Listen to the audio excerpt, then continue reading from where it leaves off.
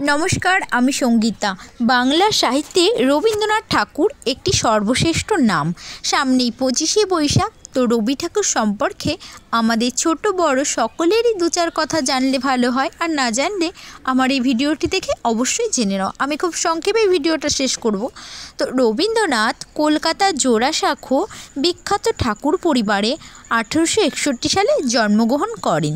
তার পিতা মহিষী দেবেন্দ্রনাথ ঠাকুর অতি মহৎ ব্যক্তি। রবীন্দ্রনাথ লেখা শুরু করেন অতি বাল্যকালেই।